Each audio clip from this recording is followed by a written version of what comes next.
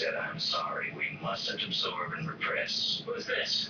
I'm Mr. Busnick's anger management therapist. You're in anger management?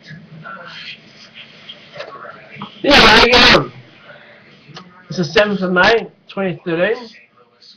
It's 10:28 or 22:28 sales time. Yes, my hair's done. Hair's done. I'm in my pajamas. Yes, I know.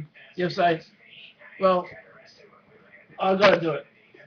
There, there, there. All right. Now, let's get back to business. Titty Tuesday. That's what it was. Titty Tuesday. We're done now. Now, my eyes are still playing up, as you see. I can open them up. I can see what I'm doing, but it's very difficult. Now, the stuff that I was given to help with the ulcers in my eyes is the stuff called uh, Zovirax. Zovirax. Now, in this tube is a paste. Now, if you go on Wikipedia and look up the Zovirax to find out what's actually in the substance that you're actually putting in your eyes, Zovirax is actually from a sponge, a sea sponge. It's not the sponge you wash your body with, although I suppose, in essence, probably the chemicals in a sponge that you wash your body with would have a correlation to the sponge they use to make the stuff that goes in here.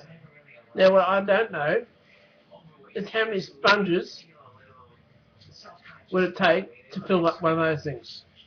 Now, what I'm trying to work out is if they've got the DNA and the genes function of the sponge, does that mean they don't actually use the sponge for the chemicals?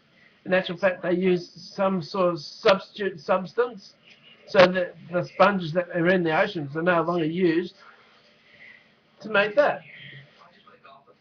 So, in essence, what they can do, they can duplicate all the things that you need to live with without harming the environment.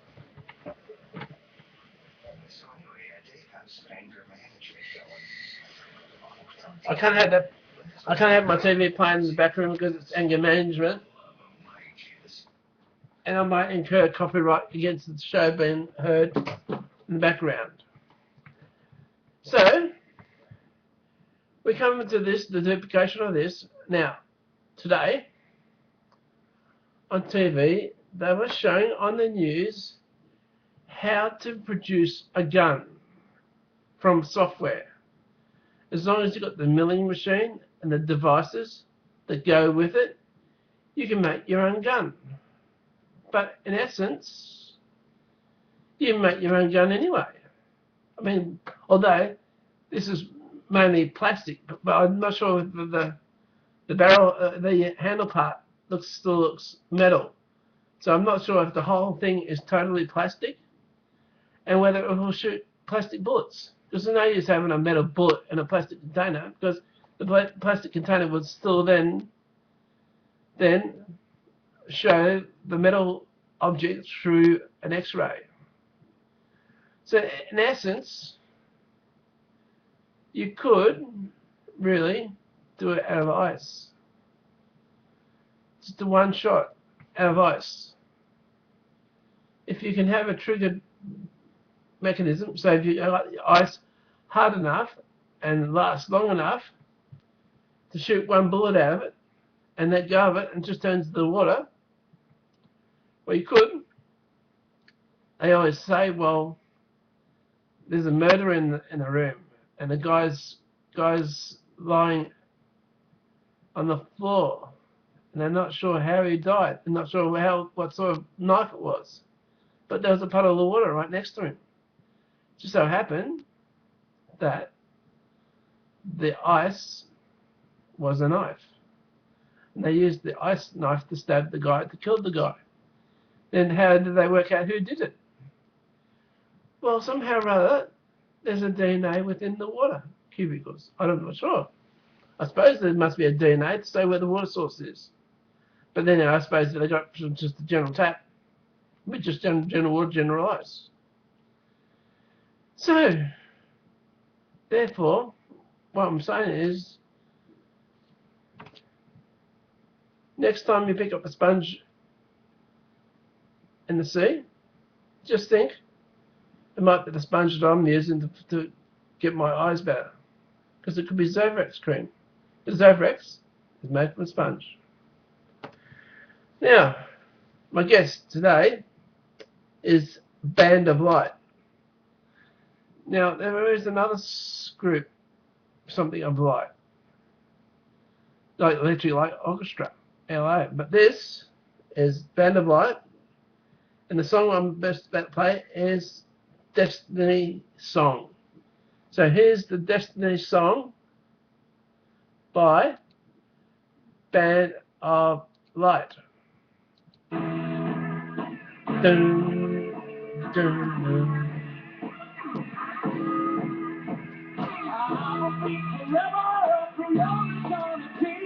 I will know forever I am your destiny. You will be forever through my eternity. Oh, 'cause you're my destiny.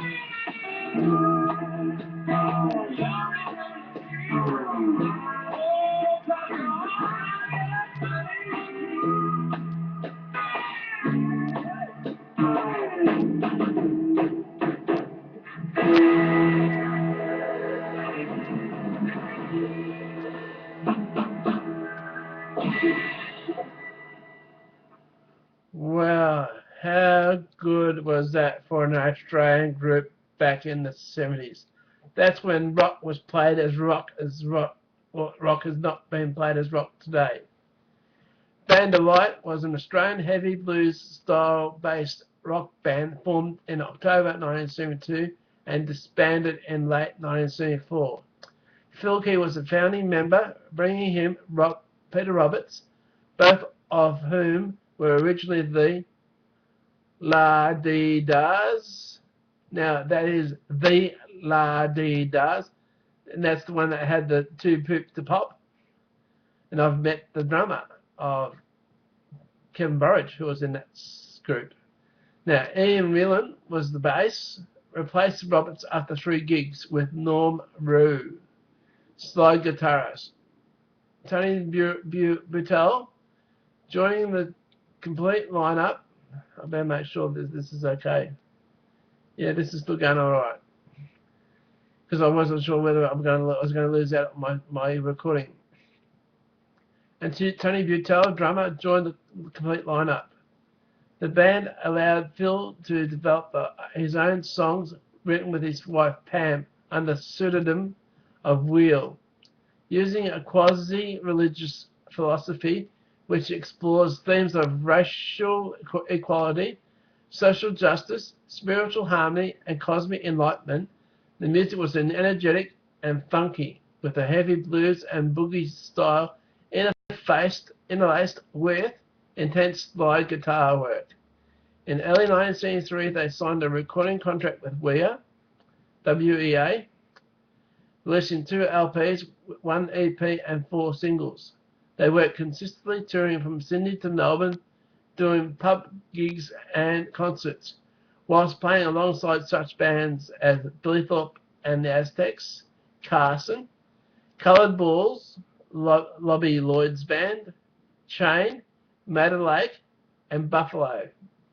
They highlighted themselves through the 1973 Sunbury Music Festival and were included in the resulting live concert triple LP set, the Great Australian Rock Festival, Sunbury 1973. With the track Messin' with the Kid. Phil Keith disbanded the group in late 1974 and died in May 1984 of a congenital heart condition. Ian Ryan died from bladder cancer at the age of 59 on the 30th of October 2006. There's my number again, 59. Let's see if I can get over it. I'm not sure if I'll get that far. But 59 looks like my number. Their albums have long been sought after as rarity vinyls, with Total Union fetching up to $300 Australian, the Archer USD 100, and the EP Band of Light USD $250. Total Union is now released as a remastered CD, with the Archer to follow later in 2007. So this was actually put on here before 2007, although you think the updates would actually be done as it happens. The band members. Well, I'll do the credits. Origin Australia, labels WEA, and Majestic, as you saw on the album. Past members, Phil Key, Norm Rue, Ian Ryland, and Tony Butel.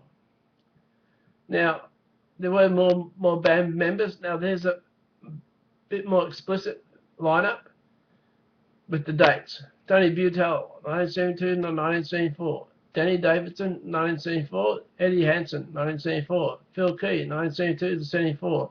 Ian Riley, 72 to 74. Peter Roberts, 1972. Norm Rue, 72 to 74. Ray Vanderby, 1974. And Bill Williams, 1974. Well, there you go. That was certainly a mouthful for Band of Light. Now, I'm still going to go on the subject of Australia.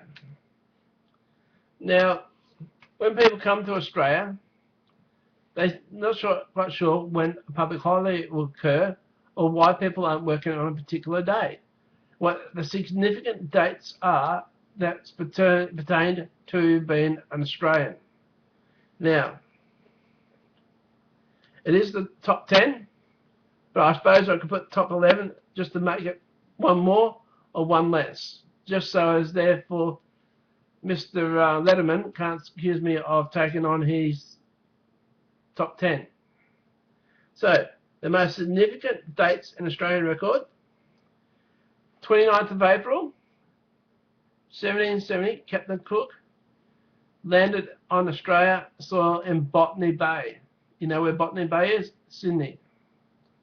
26th of January, 1788, Captain Arthur Phillip formally established the first British settlement at Sydney Cove.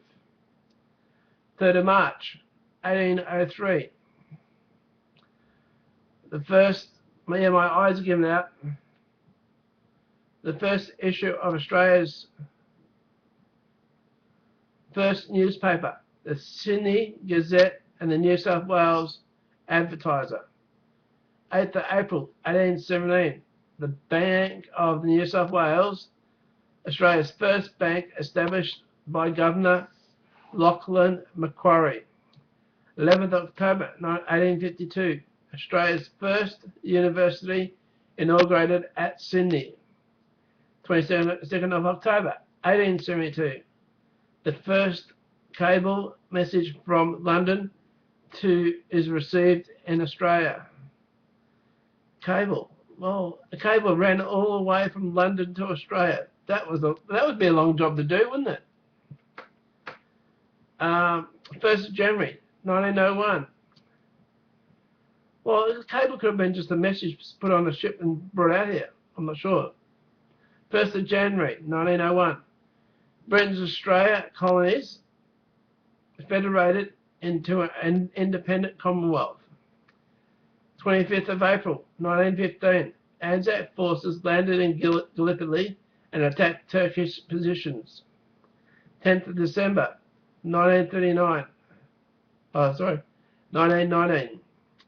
Vickers Vinnie aircraft piloted by Ross and Keith Smith reached Darwin at the end of their first flight ever attempted from England to Australia. 9th of May 1972, the new Parliament House in Canberra inaugurated. So there we go. There's a bit more history about Australia. Now, there was a time in the past when, as a kid, you would go outside and kick a football in the middle of the street. Or you'd play cricket between two lampposts. And that was your entertainment until it got dark enough that you could no longer see the ball to hit it or to catch it. And then it was back into tea time. And we would also have sleepovers, and things we would do back in those days was play cards. We used to play canasta. Now, canasta has 2 packs. What we used to do as kids, we'd get up to 8 packs and try to play super games of canasta. Now, these are things we were making up to play as kids when I was 5, 6. So we're talking about in the 1960s. And I'm starting to think, well, some of the shows I used to watch back in those days, like Batman and Superman, when you think about it, there was still some violence in the programs. But the violence wasn't so extreme to someone actually dying. Although in cartoon effects there was. So in this day and age, while we're trying to eliminate a lot of this violence, we're still trying to promote that you can be better than the guy that sits next door. Well, I want to be made that you're as equal as the guy next door. Let's get more equality in the kids' minds that they don't have to fight it. If we get to the stage where we overpopulate and we need to cut back on the births, as China has done, then, well, that's the way we do it. I don't think killing or euthanization or killing people is a means to satisfy our Earth's growth. So let's take the wheel back and let's get back to a situation where we can have harmony. We don't need a gun. We don't need to shoot people. We don't need violence. We don't need... If we didn't have all this, we wouldn't have the coppers. That'd be one thing we could be saving on. No police force. No defence. Imagine what we can do with all that money. Spend it on food for all those populations that don't have the food. But then my reckoning is, don't buy them food, buy them the resources to grow their food so they're self-supported. That's the Paul Beavis Show, the 7th of May, 2013, 10:49 or 22:49, and that's my 20 minutes. And I love you, and we'll catch you again tomorrow, and when we've got, don't expect me to be found, don't expect me to be your friend, and it's Lobo. So we'll see you then. Love is all. Bye.